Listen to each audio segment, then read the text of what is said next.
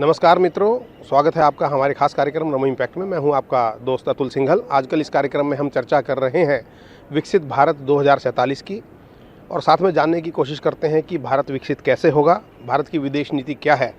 हमारे साथ हैं श्री अशोक सज्जनहार, जो विदेश नीति के एक्सपर्ट हैं, कई देशों में भारत के राजदूत रहे हैं। उनसे जानेंगे कि भारत की मौजूदा जो विदेश नीति है वो कैसी है। सर, बहुत बहुत स्वागत है आपका कार्यक्रम में। बहुत धन्यवाद मुझे आमंत्रित करने के लिए। जी सर, सबसे पहला सवाल ये है कि जब हम बात करते हैं विकसित भारत, कोई भी देश विकसित कब होता है या उसके क्या पैमाने हैं? जी, एक बार फिर बहुत धन्यवाद। देखिए, पूरे विश्व में बहुत सारे ऐसे देश हैं जिनको हम कह सकते हैं विकसित है, चाहे वो अमेरिका हो, चाहे वो यूरोप के देश हों। परंतु मेरे विचार से जो भारत का मापदंड रहेगा, जो नज़रिया रहेगा, वो ये नहीं जो केवल इकोनॉमिकली आर्थिक रूप से हम विकसित हों, परंतु हम सभी अपने लोगों के लिए सबसे पहले सुरक्षा, उनकी सुरक्षा हमको निश्चित करनी पड़ेगी। दूसरे, उनका जो स्टैंडर्ड ऑफ लिविंग है, उनका जैसे प्रधानमंत्री मोदी हमेशा कहते हैं ईज़ ऑफ लिविंग, तो उनके लिए सब कुछ सहूलियत हो, चाहे वो ट्रांसपोर्ट हो, पानी हो, बिजली हो, और हम देख रहे हैं उसके लिए कितना काम किया जा रहा है। उनके लिए, सभी के लिए एक डिग्निफाइड जॉब्स हो, एम्प्लॉयमेंट हो, किसी को बेरोज़गारी नहीं हो, हेल्थ केयर बड़ा अच्छा हो, एजुकेशन बड़ा अच्छा हो, और ट्रांसपोर्टेशन इंफ्रास्ट्रक्चर बहुत अच्छा हो। तो ये सब जब हम अपने लोगों के लिए ये हम मुहैया करा पाएंगे, तो तब मैं समझता हूँ जो हम अपने को विकसित कहेंगे। और इन सब के साथ ये देखिए, जो मटेरियल चीज़ें हैं उनका अपना स्थान है, और एक जो हमारी स्पिरिचुअल हेरिटेज है, जो हमारा कल्चरल हेरिटेज है, उसको हम नहीं छोड़ें। क्योंकि हमने देखा है बहुत सारे देश जो हैं, जो पश्चिमी देश हैं, वो इसी होड़ में लगे रहते हैं जो कैसे हम अपने लोगों के लिए और ज़्यादा उनका जो स्टैंडर्ड ऑफ लिविंग है, टेक्नोलॉजी वगैरह सब कुछ, सबका बहुत महत्व है। परंतु हमारे जो रूट्स हैं, हमारे जो जड़ हैं, जो हमारा पहले से धरोहर है, जैसे प्रधानमंत्री कहते हैं विकास भी विरासत भी, तो ये दोनों को साथ में जब हम लेकर चलेंगे तभी मेरे विचार से हम कह पाएंगे जो हम विकसित हो। बहुत महत्वपूर्ण आपने बात कही सर। भौतिकता अपनी जगह है और अध्यात्म दूसरी जगह है। आध्यात्मिक होना भी और अपनी सनातन संस्कृति को संभाल कर रखना भी आवश्यक है। जब हम बात करते हैं वैश्विक नेता की और ये कहते हैं कि भारत वर्ल्ड लीडर बन जाएगा, तो विकसित हो गया वो तो ठीक है, लेकिन जब आप विश्व गुरु बनेंगे या विश्व के नेता बनेंगे, उसमें क्या होना चाहिए सर? देखिए, मैं समझता हूँ जो हमने एक लक्ष्य दिया है प्रधानमंत्री मोदी ने, विकसित भारत 2047 है, 2047, जब हम अपने आज़ादी का 100वां वर्ष मना रहे होंगे, तो तब हम विकसित कहलाएंगे। परंतु विश्व नेता मेरे विचार से भारत अभी से बन गया है। क्योंकि जिस प्रकार से आप देखिए, हमने कितनी सारी बाधाएं आई, कितनी सारी चुनौतियां आई पूरे विश्व के सामने, केवल भारत के सामने नहीं, भारत के सामने अलग अलग आई। चीन के साथ जो हमारा वहाँ पर सीमा पर जो मुश्किलें आई, जो यहाँ पर पश्चिमी हमारी सीमा पर, सरहद पर पाकिस्तान के साथ आई, उसको हमने कैसे जूझा है। और अंदरूनी हमारी जो कैसे मुश्किलात आई, जैसे हमने कितने सारे इनिशिएटिव्स लिए, चाहे वो 370 आर्टिकल 370 को हटाने की बात हो, या अपने यहाँ पर लोग अपने जो मुसलमान बहनें हैं ट्रिपल तलाक को हटाने की बात हो, तो बहुत सारे ऐसी चीज़ें हैं जिसमें हमने अंदरूनी तरीके से जो हमारे अपने लिए चुनौतियाँ थीं उनको किया है। परंतु अगर आप विश्व के पटल पर देखें कौन सी चुनौतियाँ आई हैं पिछले 6-7 साल में, एक तो कोविड-19 पेंडेमिक आया, पूरे विश्व की जो अर्थव्यवस्था थी, चाहे उनका हेल्थ हो, इकोनॉमी हो, सब वहाँ पर वो इतना ज़्यादा बुरा प्रभाव पड़ा। और सभी लोग, सभी देश यही कह रहे थे, इंटरनेशनल ऑर्गेनाइजेशन भी यही कह रही थी, जो भारत का जो हेल्थ इंफ्रास्ट्रक्चर है इतना चरमराया हुआ है, इतना फ्रेजाइल है, जो यहाँ पर 50-70 मिलियन, मतलब 5-7 करोड़ लोग तो आराम से मर जाएंगे। और हमने क्या कर दिखाया, हमने न केवल पहले हम जब भी ऐसे कोई पेंडेमिक हुआ है, हमारे यहाँ कभी वैक्सीन नहीं बना, तो हमने न केवल एस्ट्राजेनेका का वैक्सीन बनाया शुरुआत में, अपने भी कोवैक्सीन बहुत हमने अपने वैक्सीन बनाए, और यहाँ तक कि केवल अपने लोगों को 2 बिलियन से ज़्यादा हमने वैक्सीनेशन किया। 2 बिलियन डोजेस हमने किए लोगों के लिए पहली बार, फिर उसका बूस्टर वगैरह वगैरह। परंतु पूरे विश्व में 300 मिलियन डोजेस दिए, 100 देशों से अधिक को हमने वो दिया, और ज़्यादातर हमने ग्रेटिस दिया।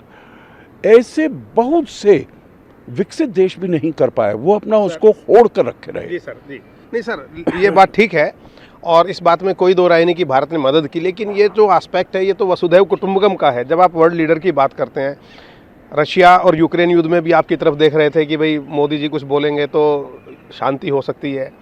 ईरान और इजराइल का भी ये मानना था कि अगर मोदी जी बीच में आएंगे तो शांति हो सकती है, लेकिन चुप है भारत, ऐसा क्यों? देखिए, मैं समझता हूँ, आपने कहा ना पहले, अगर आप मुझे इजाज़त दें मैं एक टिप्पणी दूंगा। जी। वसुधैव कुटुंबकम और लीडरशिप, उसमें मेरे विचार से कोई अंतर नहीं है। जी। जो हम अगर सभी देशों का ख्याल रखते हैं तो कोई लीडर ही रखेगा ख्याल। ऐसा तो है नहीं जो कोई अगर उसमें लीडरशिप की करेज ना हो, बोल्डनेस नहीं हो। दूसरी बात मैं कहूँगा, जो आपने एक शब्द का प्रयोग किया था, जो भारत जब विश्व गुरु बनना चाहता है, मेरे विचार से हमारी ये कोई मंशा नहीं है विश्व गुरु। हम अपने को वॉइस ऑफ ग्लोबल साउथ कहते हैं, पूरे विश्व के जो भी हैं विकासशील देश हैं।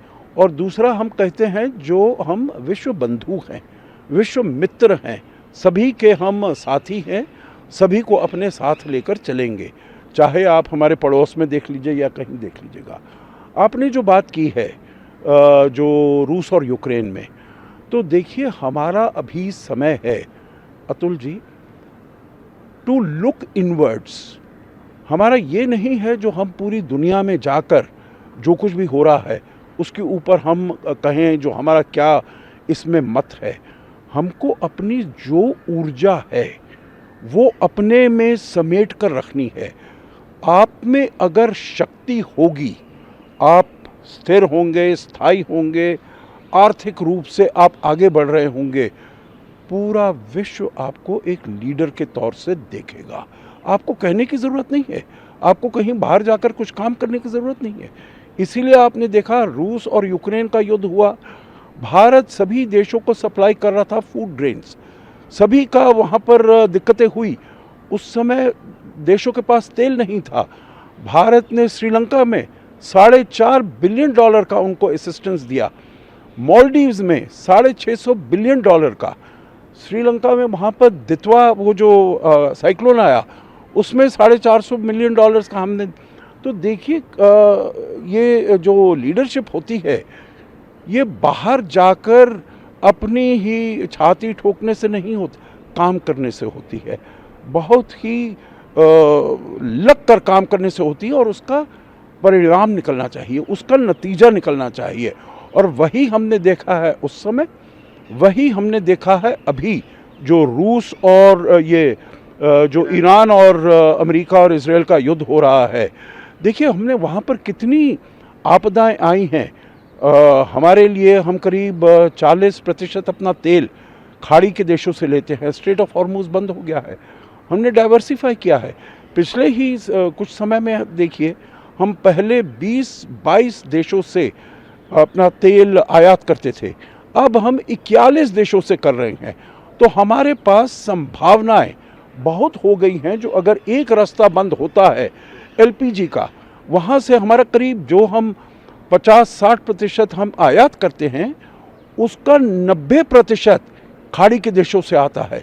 परंतु हमने एक तो अपना इंटरनल डोमेस्टिक प्रोडक्शन बढ़ाया है, उसके अलावा हमने अर्जेंटीना से, अमेरिका से, ऑस्ट्रेलिया से, कनाडा से, नॉर्वे से, अफ्रीका से, सबसे हमने एलपीजी लेना शुरू किया है। आपने देखा है पूरे विश्व में त्राही त्राही मची हुई है, जो वहाँ पर तेल नहीं है, गैस नहीं है। यहाँ पर मैं समझता हूँ जो आगे चलते हुए चुनौती अभी गई नहीं है, युद्ध अभी चल रहा है। सर कब तक चलेगा, क्या उम्मीद है आपकी इसमें, क्या मतलब आपके अनुभव क्या कहता है? ये मेरे विचार से देखिए, मैं समझता हूँ जल्दी ख़त्म होना चाहिए। क्यों? क्योंकि ना तो अमेरिका के पास इतनी सहन शक्ति है, क्योंकि राष्ट्रपति ट्रंप के लिए चाहे आप डोमेस्टिकली देखें, उनके लिए उनकी इकॉनमी ठीक नहीं चल रही है, उनकी इन्फ्लेशन बढ़ रही है, पॉपुलैरिटी रेटिंग उनकी कम हो गई है बहुत, और मिड टर्म इलेक्शंस हो रहे हैं। तो उनको लिए बहुत ज़रूरी है जो इसको जल्दी से जल्दी ख़त्म किया जाए। ईरान के ऊपर बहुत चोट पड़ी है, बहुत मार पड़ी है, उनका सारा इकोनॉमिक इंफ्रास्ट्रक्चर, उनका सारा एनर्जी इंफ्रास्ट्रक्चर और बहुत सारी चीज़ें उनकी बहुत तहस नहस हो गई हैं। उनको भी शांति की बहुत आवश्यकता है। तो मैं ये समझता हूँ, उम्मीद करता हूँ, जो दोनों की तरफ से आवाज़ें तो आएंगी जो हम लड़ने के लिए तैयार हैं और आगे लेकर जाएंगे, परंतु बहुत जल्दी ही मेरे विचार से इसकी समाप्ति होनी चाहिए। अंदरूनी तौर पर दोनों देश चाहते हैं कि इस युद्ध खत्म हो। जी, सर, आखिरी एक सवाल छोटा सा, भारत ने सर्जिकल स्ट्राइक की, ऑपरेशन सिंदूर और साथ में सिंधु जल समझौते को निरस्त किया, क्या संदेश देने की कोशिश की है विश्व को? देखिए, जो हम अपनी संप्रभुता के लिए हम हर कदम उठाएंगे और कोई हमको ऐसे लाइटली नहीं ले। जैसे कि आपको याद होगा 2008 में 26/11 हुआ था, तो हमने बहुत बातें कही थी जो हम इसका पूरा बदला चुकाएंगे वगैरह वगैरह, परंतु हमने कोई इसके बाद कोई कदम नहीं उठाया, कोई एक्शन नहीं लिया। परंतु अब मेरे विचार से एक तो ये संदेश चला गया है, जो आतंकवाद के विरुद्ध आतंक की जो भी घटना होगी उसका जवाब, ईंट का जवाब पत्थर से दिया जाएगा। दूसरा, हमने ये कह दिया है जो अगर कोई आतंकी हमला होगा तो उसको हम as a declaration of war मानेंगे। जो इन आतंकियों को सपोर्ट करते हैं उनके विरुद्ध भी हम काम करेंगे। उनको ये नहीं देखेंगे जो केवल आतंकी है उनके ऊपर, जैसे अभी हमने किया ऑप सिंदूर में, वहाँ पर चाहे वो जैश मोहम्मद हो या लश्कर हो वगैरह वगैरह, हिजबुल हो, उनके ठिकानों पर हमने हमला किया, परंतु जो जो उनके पीछे हैं उनके लिए भी जाएंगे। और आखिरी बात, जो ये न्यूक्लियर ब्लैकमेल है जो पाकिस्तान हमेशा करने का प्रयास करता है, इससे हम डरेंगे नहीं, इससे हम दबेंगे नहीं। तो इसीलिए अपनी सुरक्षा, अपनी संप्रभुता, इसको हम बरकरार करने के लिए पूरी तरीके से सक्षम हैं और पूरी तरीके से सुदृढ़ हैं। हमसे बात करने के लिए बहुत बहुत धन्यवाद। अशोक सज्जनहार साहब, जो एम्बेसडर रहे हैं, राजदूत और हाई कमिश्नर रहे हैं कई देशों में, उन्होंने एक नई परिभाषा दी कि भारत विश्व मित्र है, विश्व बंधु है, विश्व गुरु बनना नहीं चाहता, लेकिन आपके अगर कार्य अच्छे होंगे तो अपने आप वर्ल्ड लीडर के तौर पर दुनिया आपको पहचानेगी।